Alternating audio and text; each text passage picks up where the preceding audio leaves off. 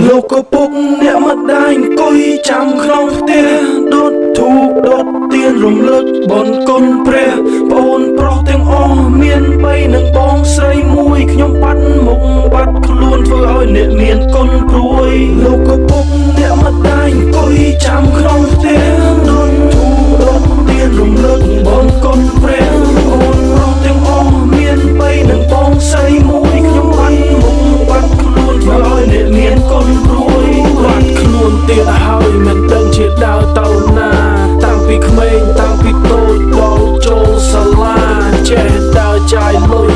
មានសុទ្ធតែពួកម៉ានាំគ្នាជក់បរិយ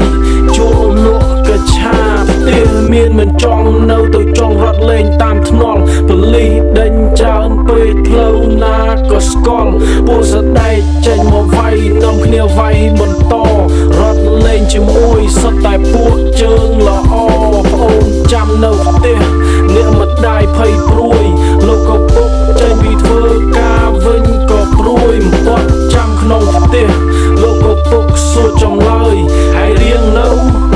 លោកក៏ពុកខ្ញុំរៀងហើយលោកក៏ពុកអ្នកម្ដាយអង្គុយចាំក្នុងផ្ទះដុតធូបដុតទៀនរំលឹកបុណ្យគុណព្រះប្អូនប្រុសទាំងអស់មាន3និងបងស្រីមួយខ្ញុំបាត់មុខបាត់ខ្លួនធ្វើឲ្យអ្នកមានគុណព្រួយលោកក៏ពុកអ្នកម្ដាយអង្គុយចាំក្នុងផ្ទះដុតធូបដុតទៀនរំលឹកបុណ្យគុណព្រះប្អូនប្រុសទាំងអស់មាន3និងបងស្រីមួយខ្ញុំបាត់មុខបាត់ខ្លួនធ្វើឲ្យអ្នកមានគុណព្រួយស្អែកឡើងចេញទៀតក្បាលរឹងហើយត្រជេលោកក៏ពុកចេញទៅសួរតើមានឃើញអាដាងទេអានឹងបាត់ខ្លួនទៀតហើយប្រាប់វាក៏វាមិនស្ដាប់និយាយលិចទៅកោតអានឹងត្រជេចំណាប់នាំប្អូនរត់ចោលផ្ទះប៉ូលីសឃើញហើយចាប់មកវិញលោកក៏ពុកវាយដល់ទៅដាច់សាច់រៀងហើយជាពាក្យចេញពីមាត់លោកក៏ពុកទៅធ្វើ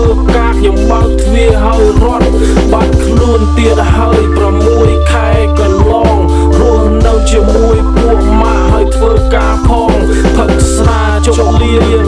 ហើយមានសង្សារទូរស័ព្ទអ្នកមានគុណថាខ្ញុំចង់រៀបការលោកក៏ពុកអ្នកម្ដាយអង្គុយចាំក្នុងផ្ទះដុតធូបដុតទៀនរំលឹកបុណ្យគុណព្រះប្អូនប្រុសទាំងអស់មាន3និងបងស្រីមួយខ្ញុំបាត់មុខបាត់ខ្លួនធ្វើឲ្យអ្នកមានគុណព្រួយលោកក៏ពុកអ្នកម្ដាយអង្គុយចាំក្នុងផ្ទះដុតធូបដុតទៀនរំលឹកបុណ្យគុណព្រះប្អូនប្រុសទាំងអស់មាន3និងបងស្រីមួយខ្ញុំបាត់មុខបាត់ខ្លួនធ្វើឲ្យអ្នកមានគុណព្រួយមានកូនមួយគឺជាកូនប្រុសមានឡានមានផ្ទះតែដើរផ្លូវខុសលាកូនលាប្រពន្ធហើយមកផ្ទះវិញលក់ថ្នាំចាយលុយព្រោះសម្បូរអ្នកទិញចូលក្លឹបផឹកស្រា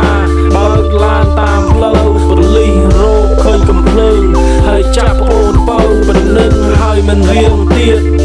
នៅតែលក់នាំប្អូនទិញកញ្ឆាទុកលក់ហើយជក់បើកឡានទៅទម្លាក់ថ្នាំឲ្យគេមកថងខ្ញុំប្រហែសពេក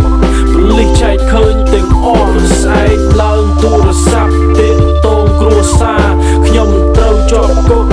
ចាំឡើងតឡាការលោកក៏ពុកអ្នកម្ដាយអង្គុយចាំក្នុងផ្ទះដុតធូបដុតទៀនរំលឹកបុណ្យគុណព្រះប្អូនប្រុសទាំងអស់មាន3និងបងស្រីមួយខ្ញុំបាត់មុខបាត់ខ្លួនធ្វើឲ្យអ្នកមានគុណ